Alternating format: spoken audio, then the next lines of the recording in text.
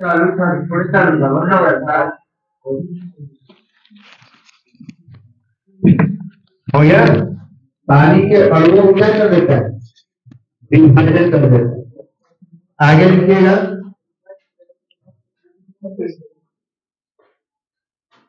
पानी के अणु के पानी के अणु के विखंडन से पानी के अणु के विखंडन से निकलने वाले हाइड्रोजन का उपयोग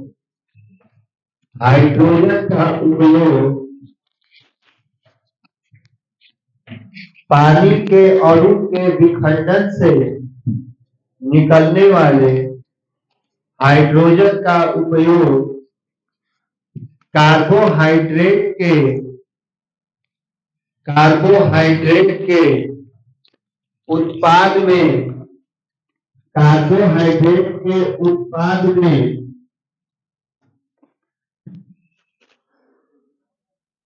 कार्बन डाइऑक्साइड को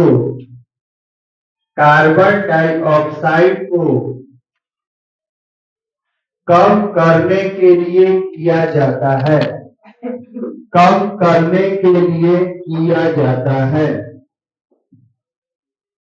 हो गया ना।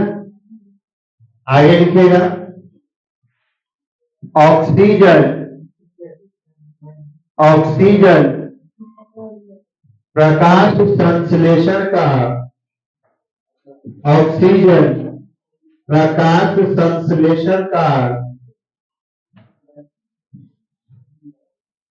उप उत्पाद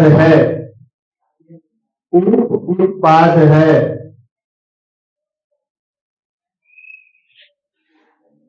हो गया। अगला पॉइंट में कार्बोहाइड्रेट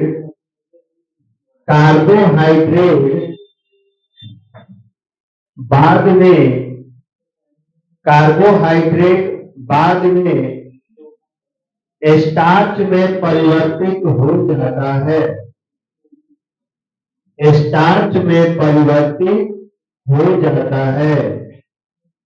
और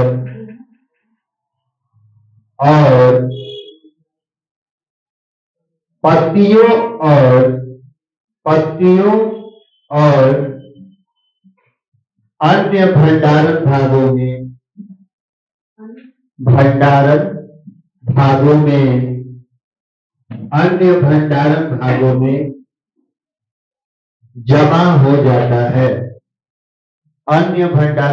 में जमा हो जाता है। यानी कि अगर कोई ये पूछ देगा प्रकाश संश्लेषण की मुख्य घटनाएं क्या, अगर इंग्लिश में कहें तो what are the main events of photosynthesis, यानी कि जब फोटोसिंथेसिस हो रहा है प्रकाश संश्लेषण, तो आखिर उसमें कौन कौन सी क्रियाएं हो रही। तो सबसे पहले आप लोगों ने इस क्रिया को लिखा कि जो पत्तियों में क्लोरोफिल पाए जाए, तो वो क्लोरोफिल क्या करता है, जो सौर ऊर्जा है यानी कि सूरज की जो रोशनी है उसको क्या करता है, अवशोषित कर। क्या करता है उसको, अवशोषित कर।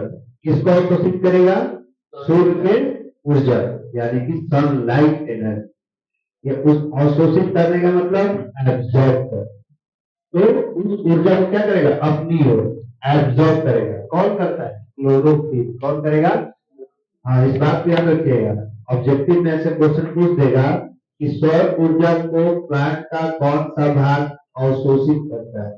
तो आपके ऑप्शन में लिखा रहेगा, पत्ती लिखा रहेगा, क्लोरोफिल लिखा रहेगा, स्टोमाटा लिखा रहेगा, जड़ भी लिखा रहेगा। तो आपको ऑप्शन क्या लगाना है, क्लोरोफिल। क्या लगा देना है, क्लोरोफिल। दूसरा काम ये है कि जब सूर्य का ऊर्जा जब आ गया तो उसमें कौन सी ऊर्जा में बदल जाता है, रासायनिक ऊर्जा। कौन सी ऊर्जा में बदलता है, रासायनिक ऊर्जा। और यह रासायनिक ऊर्जा में बदल के क्या होता है, जो पानी के अणु है, तो पानी कितने अणु से मिलके बना है, दो अणु, एक हाइड्रोजन और एक ऑक्सीजन। हाइड्रोजन के कितने अणु, दो अणु, और ऑक्सीजन के एक अणु। H2O को क्या करता है, सनलाइट ये H को क्या कर देगा, हाइड्रोजन और ऑक्सीजन ऑक्सीजन को क्या कर देगा, स्प्लिट कर देगा, यानी कि तोड़ देगा, हाइड्रोजन को अलग और ऑक्सीजन को अलग, और तोड़ करके क्या कर देता है, कार्बोहाइड्रेट में CO2 को कम कर देना, यानी कि ये जो आपका कौन सा, ये जो हाइड्रोजन टूटा है, ये हाइड्रोजन और ऑक्सीजन क्या करेगा, हाइड्रोजन जब अलग हुआ तो ये हाइड्रोजन जो कार्बन डाइऑक्साइड है तो उसमें से कार्बन की मात्रा को कम करने लगता है, ताकि वो क्या बना सके, कार्बोहाइड्रेट बना, क्या बना सके, कार्बोहाइड्रेट बना। यहाँ पे कोई दिक्कत, आगे आगे कह रहा है कि सूर्य के प्रकाश क्या करेगा, क्लोरोफिल को सक्रिय कर, सक्रिय का मतलब उसको एक्टिव मोड में रखेगा, और क्यों ऐसा करता है, ताकि पानी के अणु क्या हो सके, टूट सके, पानी का अणु क्या हो सके, टूट सकता है। और ये टूटना क्यों जरूरी है, अभी ने बताया, क्योंकि अगर ये नहीं टूटेगा तो ये कार्बन डाइऑक्साइड जो है तो इसमें से कार्बन को ये घटा ही नहीं, जब कार्बन को ये इसमें से हाइड्रोजन हटा ही नहीं सकेगा, क्योंकि रासायनिक वजह में यही हो रहा है, तो जब कार्बन को हटा ही नहीं सकेगा तब फिर तुम्हारा कार्बोहाइड्रेट बनेगा, तो जब कार्बोहाइड्रेट नहीं बनेगा यानी ग्लूकोज नहीं बनेगा, और ग्लूकोज नहीं बना यानी कि पेड़ पौधा अपना विकास नहीं कर पाएंगे, जब वो अपना विकास नहीं कर पाएंगे तो स्वाभाविक बात है तुम्हारा विकास ऑटोमेटिक, यानी कि पहले अपना पेट भर रहेगा तब ना दूसरे का पेट भरेंगे, आपन खा के दूसरे के गोदाम भरने चले हम नहीं ना, पहले आपने से भर जाए अगर बात है ना जी। हाँ, तो अब पानी के जो अणु है वो विखंडन से निकलने वाले, अभी बताया हाइड्रोजन का उपयोग किसमें होता है, कार्बोहाइड्रेट के उत्पादन में, और कार्बोहाइड्रेट का उत्पादन कैसे होगा, ये कार्बन को रिडक्शन यानी कि कार्बन को हटा कर, आगे क्या करे, कम कर करके होगा उसको। आगे लिखा है कि ऑक्सीजन जो है प्रकाश संश्लेषण का उप उत्पाद है, उप उत्पाद का मतलब बाई प्रोडक्ट, यानी कि जो अभिक्रिया हो रही है प्रकाश संश्लेषण में कार्बन डाइऑक्साइड और वाटर का, देखिएगा तो क्या बन रहा है, ग्लूकोज बन रहा है, ग्लूकोज के बाद क्या बना था, ऑक्सीजन, ये जो ऑक्सीजन है, ये ऑक्सीजन जो बन रहा है तो वही ऑक्सीजन को फिर हम लोग ले श्वास करोगे, और फिर वही ऑक्सीजन क्या करता है कि जब हम लोग भोजन करते हैं तो श्वसन क्रिया के माध्यम से उस भोजन को ऊर्जा में परिवर्तित, आगे बढ़िए। अब आगे कह रहा है कि कार्बोहाइड्रेट जितना उस पौधे की नीड थी वो ऊर्जा को क्या कर लिया, ऊर्जा को ले लिया, जितना उसको जरूरत है, तो जरूरी थोड़ा कि जितना हम खाना बना लेते सब खाइए, थोड़ा तो बच भी जाता है, तो जो ऊर्जा बच गया वो ऊर्जा क्या करता है, स्टार्च के रूप में परिवर्तित करके, और जहां उसका भंडारण होगा, मतलब जहां जहां उसको रख सकता है वहां वहां उसको क्या कर देता है, रख देता है, ताकि हम आगे अगर हमको ऊर्जा की आवश्यकता पड़ेगी तो फिर से हम उस स्टार्च को ग्लूकोज के रूप में यूज कर, और नहीं तो अगर वो नहीं तो फिर वो स्टार्च को फिर हम लोग यूज कर लेते, जो दिखता है फिर फल खाते हो ना, तो स्टार्च का रूप होता है तो हम लोग इसको खाते, यहाँ तक करो दिक्कत। अब आगे लिखेगा, पानी के अणुओं का टूटना, पानी के, हाँ नेक्स्ट, पानी के अणुओं का टूटना, पानी के अणुओं का टूटना प्रकाश प्रतिक्रिया का, प्रकाश प्रतिक्रिया का एक हिस्सा है,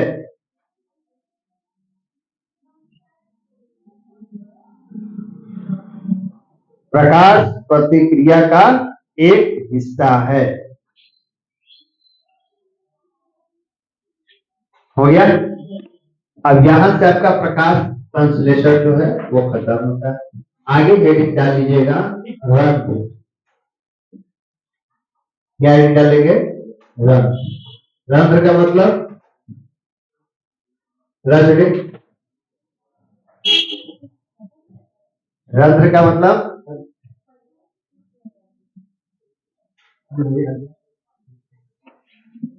आप समझ आ गया, लिख लीजिएगा,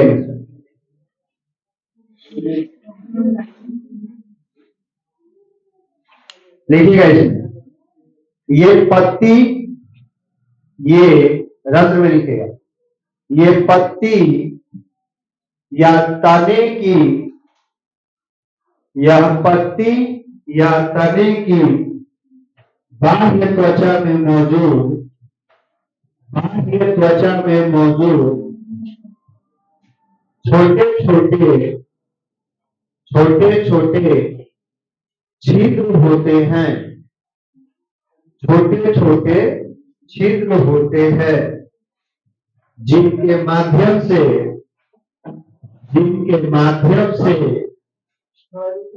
हाँ, ये पत्ती या तने की बाह्य त्वचा, लिख लीजिएगा ना, लिख दीजिए।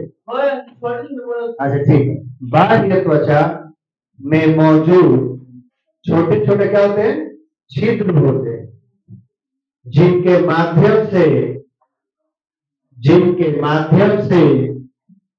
गैसीय विनियम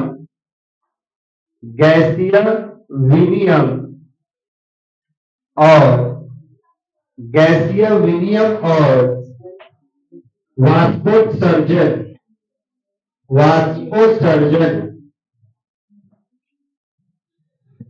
गैसीय विनिमय और वाष्पोत्सर्जन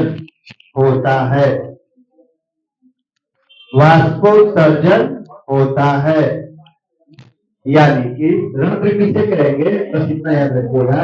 अगर मान लीजिए कि क्या है आपका लिप है, तो कौनो पेड़ का ले सकते हो तुम्हारे में, इस लिप में क्या होते हैं, छोटे छोटे क्या होते हैं, छेद होते हैं, क्या होते हैं, छोटे छोटे छेद होते हैं, और इसी छेद के माध्यम से इसके अंदर क्या जाएगा, कार्बन डाइऑक्साइड, और जो ऑक्सीजन बन रहा था वो किधर आएगा, बाहर।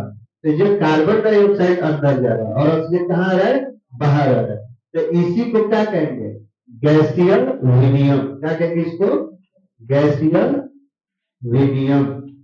गैसीय विनिमय का मतलब हो गया गैसियस एक्सचेंज, और गैसियस एक्सचेंज का मतलब क्या हुआ कि कार्बन डाइऑक्साइड अंदर जाएगा और ऑक्सीजन बाहर आएगा, और ये किसके माध्यम से करता है, स्टोमाटा यानी कि रंध्र के माध्यम। किसके माध्यम से, रंध्र के माध्यम से, यानी कि जो हम लोग कार्बन डाइऑक्साइड को छोड़ रहे हैं वो प्लांट अपने अंदर किसके माध्यम से लेगा, रंध्र के माध्यम। अब जो ऑक्सीजन प्लांट छोड़ रहा है वो किसके माध्यम से बाहर आएगा, रंध्र के माध्यम, इसके माध्यम से, और इस प्रक्रिया को क्या कहते हैं, गैसीय विनिमय। क्या कहेंगे इसको, गैसीय विनिमय। आगे हेडिंग डाल लीजिएगा, रंध्र के कार्य, रंध्र के कार्य, रंध्र के कार्य, रंध्र के कार्य।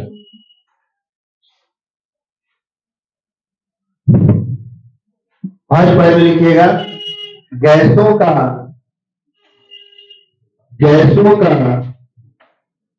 आदान प्रदान, गैसों का आदान प्रदान, गैसों का आदान और प्रदान हो गया, O2 और CO2, इसको लिख लीजिए, O2 और CO2, क्योंकि यही दो गैस ऐसे है जिसमें आदान प्रदान होते रहते हैं, एक्सचेंज होते रहते हैं।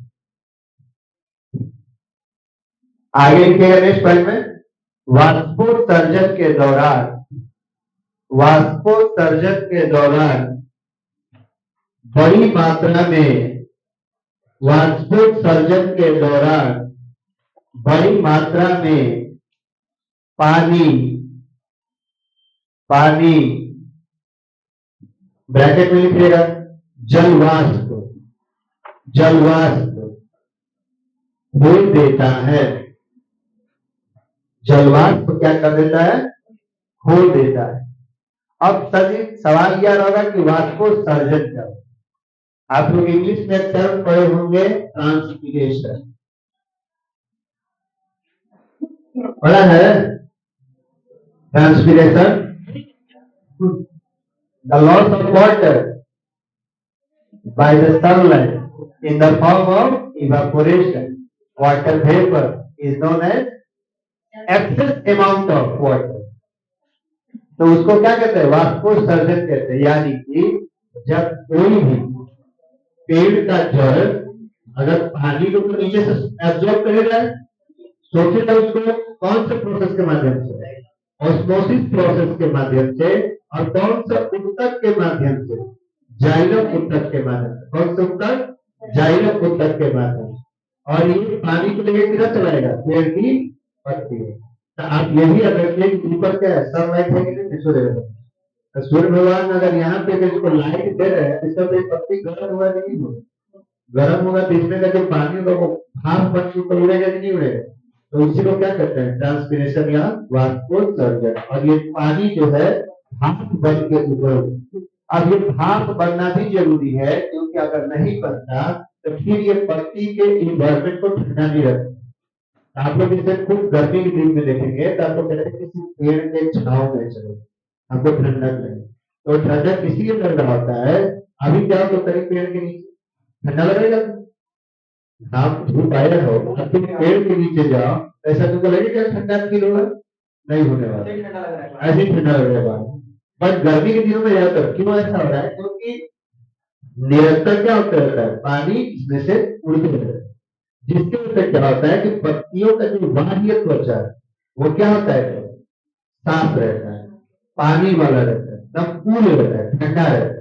तो जब मान के चलो एक पत्ती में ठंडा एरिया है, तो पता है कि इसका जो एरिया होगा ये भी तो अलग अलग ठंडा ही होगा, क्योंकि वहां ऊपर के अंदर उड़ रहा है तो पक्का ठंडा ही होगा। इसीलिए देखिएगा तो गर्मियों के दिनों में आपकी त्वचा कभी भी वो उसमें रूखा नहीं होता है, कभी देखिएगा तो स्क्रैच वगैरह नहीं है। अगर जाड़े के दिन में भी देखो मारे खूब दम लिप ग्लॉस बोरलीन बोरो प्लस खूब लगा है, काहे भाई? क्योंकि त्वचा क्या हो जाए, ड्राई हो जाए। ड्राई क्यों हो जा रहा है? क्योंकि अभी क्या है, इवापोरेशन का रेट क्या हो चुका है, डाउन हो गया। अभी तो पानी उड़ रहा है, हाँ भैया ये पानी कहाँ से उड़ेगा? जब पानी नहीं उड़ेगा तो फिर आपका बाह्य त्वचा जो है वो मुलायम नहीं रहे, ड्राई हो जाए। जिसके कारण से मुलायम करने के लिए खूब सरसों का तेल ले लेते हैं, भैंसलीन जौन लगा हमारी बात, ठीक है। तो ये ज्यादातर अपना क्या खो देते हैं, जलवाष्प के कारण ये अपना पानी को खो देते हैं। इसलिए निरंतर देखिएगा पेड़ की जड़ें नीचे से पानी को क्या करते रहती है, एब्जॉर्ब करते हैं। यहाँ तक किसी को कोई दिक्कत? अब आगे लिखिएगा,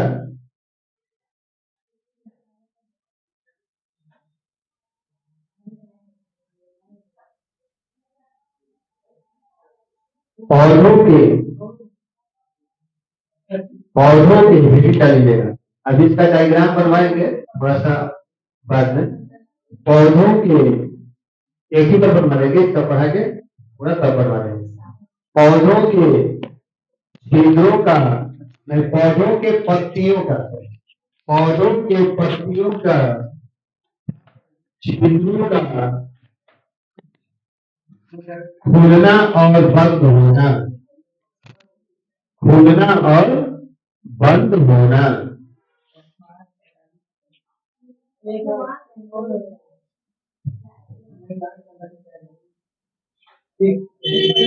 हो गया? फर्स्ट पॉइंट लिखिएगा, रंध्र के छिद्रों का, रंध्र के छिद्रों का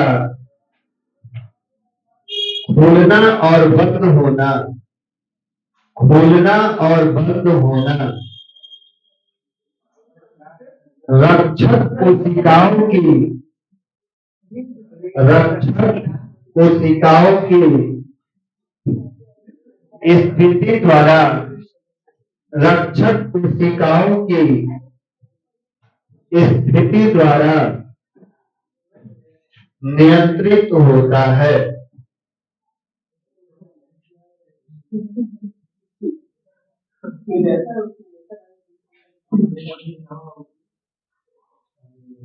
क्या होता है? नियंत्रित होता है। हो गया?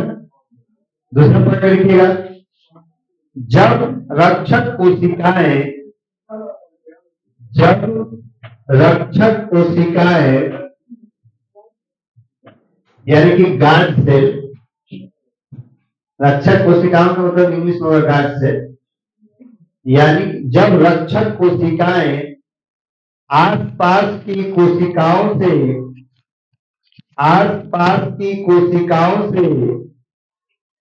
पानी को ग्रहण करती है, पानी को ग्रहण करती है, तब वे फूल कर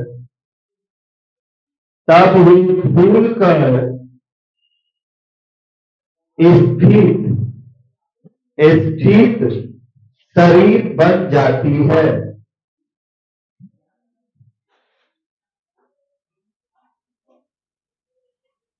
स्थिर शरीर बन जाती है, जिससे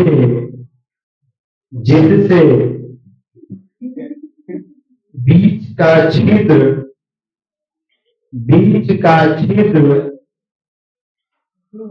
बड़ा हो जाता है, बीच का छिद्र बड़ा हो जाता है। ब्रैकेट में लिख लीजिएगा स्टोमेटल ओपनिंग, स्टोमेटल ओपनिंग हो गया, स्टोमेटल ओपनिंग।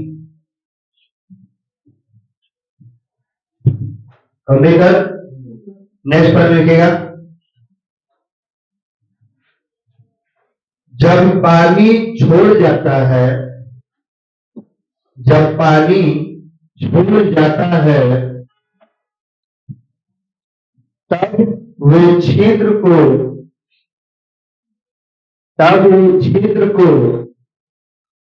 बंद करने के लिए, छिद्र को बंद करने के लिए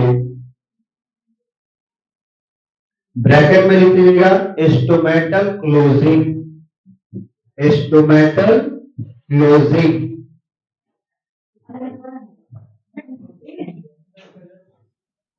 सिकुड़ते हुए, ब्रैकेट बंद करके लिखिएगा, सिकुड़ते हुए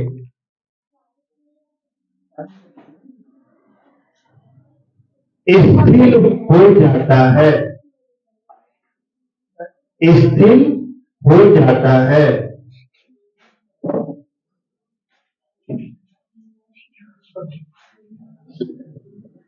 बात समझ में आया?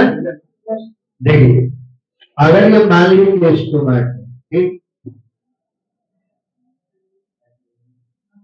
जब इसके आसपास क्या पानी भरेगा, पूरा क्या भरेगा, आसपास की कोशिकाओं से जो पानी लेगा, ये क्या हो जाएगा, पूरा फूल जाएगा, बॉडी से क्या होगा, पूरा फूलेगा। और जब बॉडी फूलेगा तो इसका जो बीच का जो छिद्र है, ये क्या हो जाएगा, ऊपर में क्या होगा, ये फूल जाएगा। और जब आसपास के पानी निकल जाएगा, इस कोशिका के आसपास से पानी क्या होगा, निकल जाएगा, तो फिर ये कैसा कोशिका बन जाएगा, सिकुड़ाई, कैसा बन जाएगा, सिकुड़ जाएगा। अब देखो बंद हो जाएगा, बस जब ये पानी निकल जाएगा, जब फिर पानी पूरा भर जाएगा इसमें, तो ये कहाँ जाएगा, पूरा ओपन हो जाएगा। कैसा हो जाएगा, देख रहे ना, बीच में ये ओपन हो जाएगा, और यहाँ पे देखो बीच में क्या हो जाएगा, क्लोज हो जाएगा। ये क्लोज तभी होगा जब इसमें से पानी क्या होगा, निकलेगा। और जब पानी इसमें भरेगा आसपास की कोशिकाओं से, तो ये क्या होगा, फूलेगा, और फूलेगा तो क्या होगा, बीच के छिद्र को ओपन करेगा। तो इसी को हम लोग क्या बोलते हैं, छिद्रों का खोलना और बंद होना। तो ये पता चल गया कैसे खोल रहा है और कैसे बंद हो रहा है। केवल हमेशा रखिएगा, जब रंध्र का खोलना और बंद होना ये किसके ऊपर निर्भर करेगा, रक्षक कोशिकाओं के ऊपर। किसके ऊपर, रक्षक कोशिकाओं के ऊपर। अगर ऑब्जेक्टिव अगर ये पूछ देगा कि रंध्रों का खोलना और बंद होना किसके ऊपर निर्भर करता है, आप ठीक लगा देंगे, रक्षक कोशिका। किसके ऊपर, रक्षक कोशिका। अब ये कैसे होता है, ये भी बता दिया गया कि जब रक्षक कोशिकाओं के आसपास की कोशिकाओं से जब ये पानी को ग्रहण करेगा, ये क्या होगा, इससे फूल जाएगा। जब ये फूल देखो ना, बीच में फूल आएगा छिद्र, और जब ये पानी इसमें से निकलेगा तो कहा जाएगा, धीरे धीरे पूरा चपक जाएगा, बंद हो जाएगा। जब बंद हो जाएगा तो इसका मतलब स्टोमाटा क्या हो गया, क्लोज हो गया। और जब पानी भरेगा तो स्टोमाटा ओपन। कौन क्लियर, इसमें कौन दिक्कत, अब हो गया ना क्लियर। अब कल के लिए हेडिंग डाल लीजिएगा, प्रकाश संश्लेषण का महत्व। प्रकाश संश्लेषण का महत्व। और यहाँ से आपका पौधों में जो पोषण का जो टॉपिक था वो क्या हो जाएगा, खत्म। पौधों में पोषण का टॉपिक खत्म होगा। अब आपका स्टार्ट हो जाएगा क्या जी, हेट्रोट्रॉपिक न्यूट्रिशन। कौन सा, हेट्रोट्रॉपिक न्यूट्रिशन। और हेट्रोट्रॉपिक को क्या कहते हैं हिंदी में,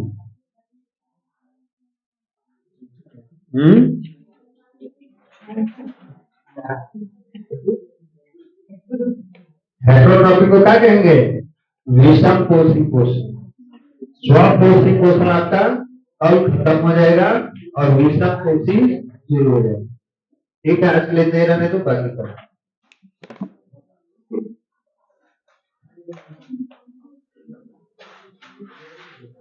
हम लोग मुंडा के पहले पढ़ा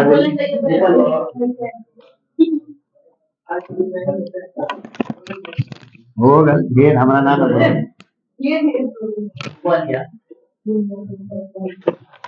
समझा ना, लॉक है तो कैसे सही होगा, खाली से ऊपर कर